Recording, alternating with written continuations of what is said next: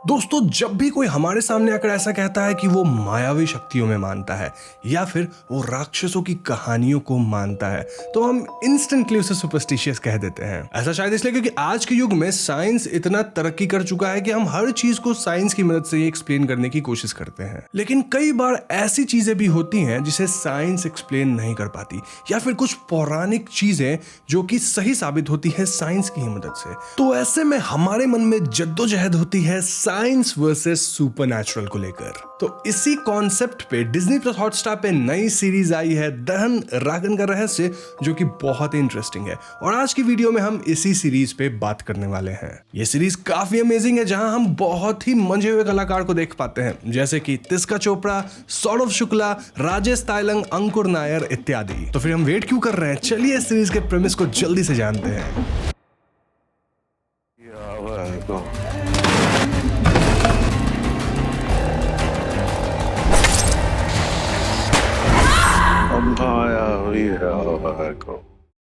तो सीरीज की कहानी सिलाशपुरा गांव की है, जहां सरकार को रेयर अर्थ मिनरल्स के पाए जाने की खबर लग जाती है, और ये मिनरल्स पूरी दुनिया में हेल्थ और फार्मा सेक्टर को रिवॉल्यूशनाइज कर सकती थी। ऐसे में मैंगोन कॉर्पोरेशन वहां माइनिंग एक्सपेडिशन के लिए तैयार थी, लेकिन सिलाशपुरा के लोगों का जनरल सेंटिमेंट इस माइनिंग एक्सपेडिशन के खिलाफ था। अब गांव वाले क्यों एक्सपेडिशन के खिलाफ थे, ये अपने आप में एक बहुत बड़ी गुत्थी है, जो मैं आपको थोड़ी ही देर में बताऊंगा।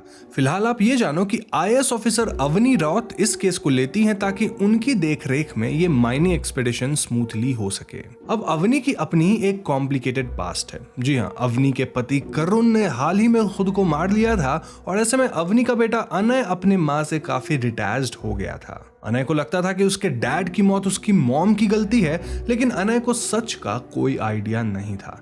नाउ आप सोच रहे होंगे कि करुण ने खुद को क्यों मारा। वेल, ये एक राज की तरह है जिसका पर्दाफाश धीरे धीरे होता है। नाउ कमिंग टू सिलाशपुरा, इस जगह पे लोग अपने गांव के हिस्ट्री को बहुत मानते थे, और ये मान्यताएं ऐसी थी कि बाहरी लोग शायद इसे सुपरस्टिशन कह दें। गांव के लोकल प्रीस्ट हेड, जिन्हें सीरीज में प्रमुख स्वरूप कहा गया है, वो इस माइनिंग एक्सपेडिशन के सख्त खिलाफ थे, क्योंकि उनके ऊपर ही वहां के शिला स्थल को सुरक्षित रखने की जिम्मेदारी थी। अब जबकि मैं यहाँ शिला स्थल का जिक्र कर ही रहा हूँ, तो चलिए मैं आपको इस गांव के लोगों की मान्यता के बारे में थोड़ा बताता हूँ। तो बेसिकली प्राचीन काल में इस गांव में एक राजा था जिसकी हालत नाजुक थी, और ऐसे में राजा के बेटे और उसके कजिन ब्रदर्स में गद्दी को लेकर लड़ाई छिड़ गई। इस लड़ाई में एक तरफ थे 5 भाई जिन्हें हम करपल्ली कह सकते हैं, और दूसरे तरफ थे 50 भाई जो कि आगे चलकर निकासिया कहलाए। यहाँ निकासियों के पास ज्यादा सेना और बल था, लेकिन करपल्लियों के पास अपना एक सीक्रेट वेपन था।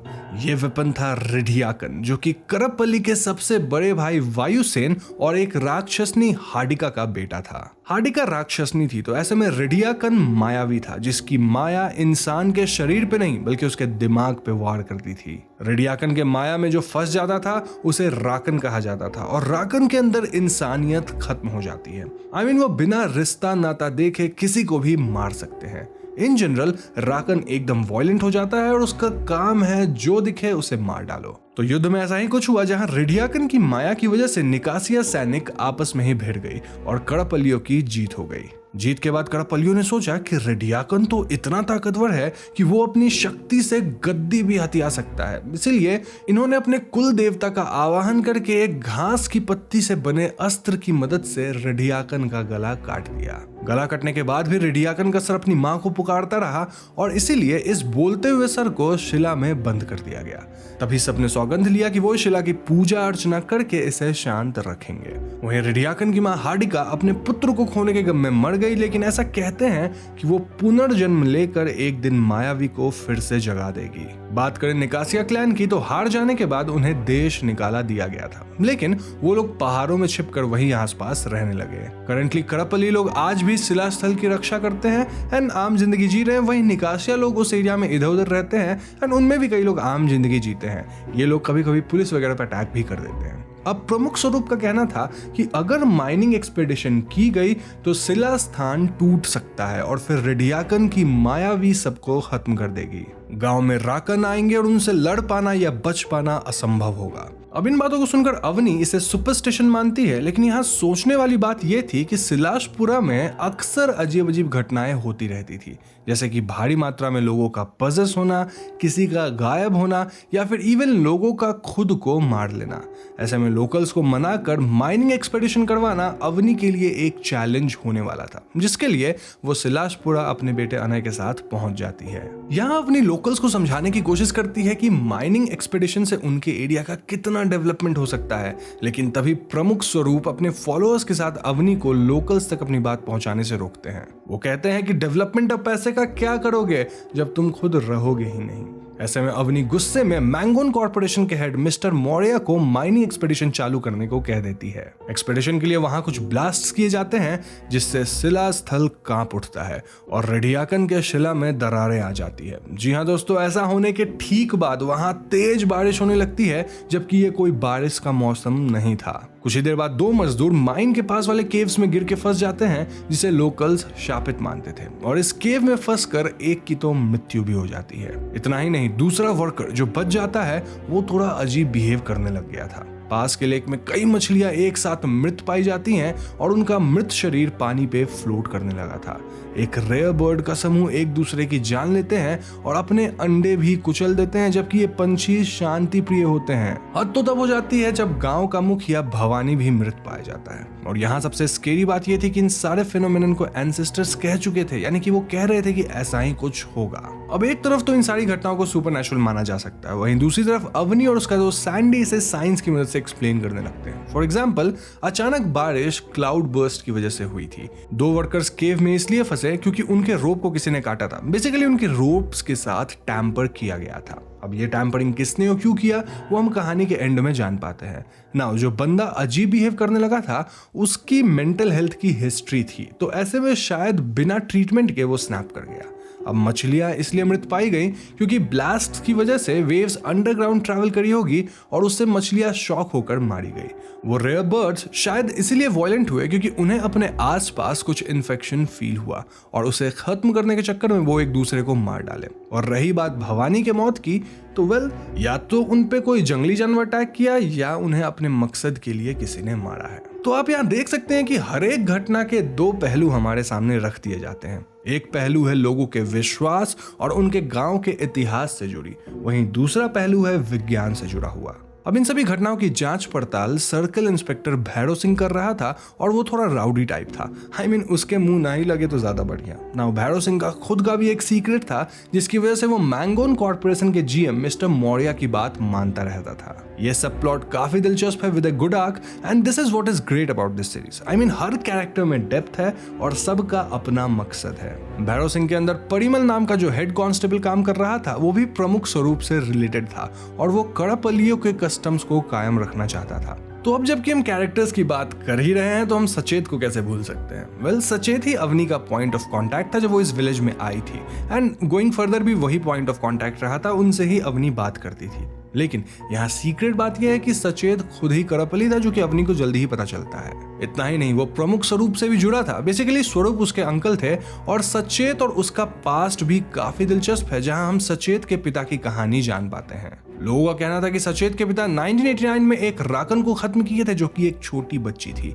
तो एक बच्ची को मारना यूजुअली गलत है, लेकिन वो तो राकन थी, तो क्या उसे मारना जस्टिफाइड था? इनफैक्ट सचेत खुद इस बात को क्वेश्चन करता था एंड समय के साथ उसकी ओपिनियन चेंज हो रही थी। और ऐसे ही सवालों से हमारा मन एकदम एंगेज रहता है और सबका जवाब हमें एंड में मिलता है। Now let me tell you कि सचेत का कैरेक्टर तो इस सीरीज का one of the most important character है। साथ ही उसका कैरेक्टर आर्क भी अमेजिंग है, जहां वो नॉन बिलीवर से एक बिलीवर बनता है and then much more.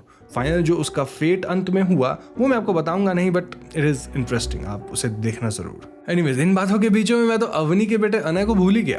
Anay already अपने माँ से डिस्टेंट था और थ्रू आउट द सीरीज वो उनसे और दूर होता जाता है। अनय की दोस्ती सिलाशपुरा के लोकल किड से हो जाती है और इनमें रानी से उसका कनेक्शन काफी बन गया था। विद टाइम अनय को अपने पिता के मौत को लेकर कई बातें पता चलने लगती है और कहीं ना कहीं वो अपनी माँ को इसके लिए ब्लेम कर रहा था। पास्ट में कुछ ब्राइब वगैरह को लेकर इशू हुआ था जिसमें बदनामी होने के कारण ही अनय के पिता ने खुद को मारा था। लेकिन ये ब्राइब क्या था, किसने लिया था ये ब्राइब और एक्चुअली में क्या हुआ था, ये तो अनय को सेकंड लास्ट एपिसोड में ही पता लगता है, वो भी बहुत स्ट्रगल के साथ। इस स्ट्रगल में अनय को रानी हेल्प करती है, साथ ही अनय के जो फ्रेंड्स बनते हैं वो सभी हेल्प करते हैं एंड देन एंड में ही अनय समझ पाता है कि उसका जो पर्सपेक्टिव था वो कितना गलत था। रियलिटी कुछ और थी और इससे काफी चीजें बदल जाती हैं। सो बेसिकली देखा जाए तो इस सीरीज का मेन प्लॉट स्ट्रॉन्ग है, सब प्लॉट्स ढेर सारे हैं, सारे कैरेक्टर्स का अपना एक आर्क है और इस पूरे जद्दोजहद के बीच फंसी है अवनी जो कि अपना दिमाग खो रही है। I mean she is literally losing her mind. ऐसा मैं इसलिए कह रहा हूँ क्योंकि अवनी खुद ठीक नहीं है, क्योंकि उसको अपने पति के हेलुसिनेशंस आते हैं और उसके लिए उसे पिल्स लेने पड़ रहे हैं। बेसिकली कहा जाए तो उसकी थेरेपी ठीक ढंग से नहीं हुई है। कहानी आगे और भी डार्क होती जाती है जहाँ गाँव में कई और कत्ल होने लग जाते हैं। मोस्टली सबका मानना है कि ये काम राकन का है। इनफैक्ट वो लोग कई लोगों को राकन बनते देख भी पाते हैं, लेकिन यहाँ अवनी और मैंगोन कॉर्पोरेशन के जीएम मौर्य को लग रहा है कि गांव में कुछ कातिल है जो कि ऐसा कर रहे हैं। अब मैंगोन कॉर्पोरेशन के जीएम मौर्य तो ये सब लालच के लिए बोल रहे हैं, उनका पूरा मोटिव ही पैसा कमाने का है।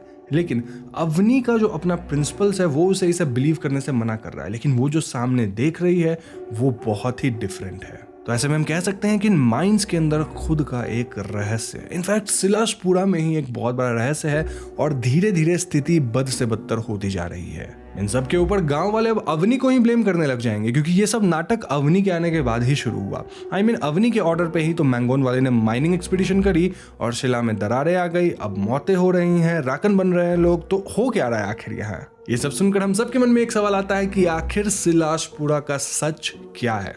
क्या वहां सच में रेडियाकन की मायावी शक्ति लोगों को खत्म कर रही है या फिर कोई कातिल इसके पीछे है? अब इन्फेक्टेड लोग तो वहां हैं, तो क्या वो राकन है या फिर ये किसी तरह का इन्फेक्शन है? अगर राकन है तो उन पे क्या प्रक्रिया होनी चाहिए, और अगर वो इन्फेक्टेड है तो उन्हें कैसे ठीक किया जाए? क्या सचमुच सिलाशपुरा में आत्माओं का वास है? अब हो सकता है ये सब बस एक कोइंसिडेंस है जिसको विज्ञान एक्सप्लेन कर सकता है, या फिर ये भी हो सकता है कि गांव का इतिहास और लोगों की बिलीफ स्ट्रांग है और उनका मानना सुपरस्टिशन नहीं बल्कि सच है। तो इसी साइंस वर्सेस सुपरनैचुरल की कहानी हम दहन वेब सीरीज में देख पाते हैं, which I think is a strong point. And ये एक बढ़िया सुपरनैचुरल थ्रिलर है जिसे आप डिज्नी प्लस हॉटस्टार पे देख सकते हैं। मैं पर्सनली इसे काफी एंजॉय किया हूँ एंड डू नॉट वरी, इसकी मैं एक डिटेल्ड एंडिंग एक्सप्लेनेशन लाऊंगा जहां हम काफी सारी थियरीज पे बात करेंगे, स्टोरी को डीपली समझेंगे, कैरेक्टर्स को डीपली समझेंगे और वो बहुत इंटरेस्टिंग होने वाला है। तब तक के लिए आप चाहे तो आप इस सीरीज को जाकर देख सकते हैं, और फुल एक्सप्लेनेशन में थोड़ा टाइम लगता है ना, अभी वो मैं बना ही रहा हूँ, उस पर काम चल रहा है। इसे जब मैं उसे लेकर आऊंगा तो मिस मत करना, चैनल को सब्सक्राइब कर बेल आइकन को जरूर दबा दो। तो बस आज की वीडियो में इतना ही। वीडियो पसंद आए तो लाइक और शेयर करना मत भूलिएगा, और जाने से पहले हमारे चैनल हॉन्टिंग ट्यूब को सब्सक्राइब करके बेल आइकन को जरूर दबा दीजिए, क्योंकि हम अपने चैनल पे ऐसे वीडियोस लाते रहते हैं। पीस।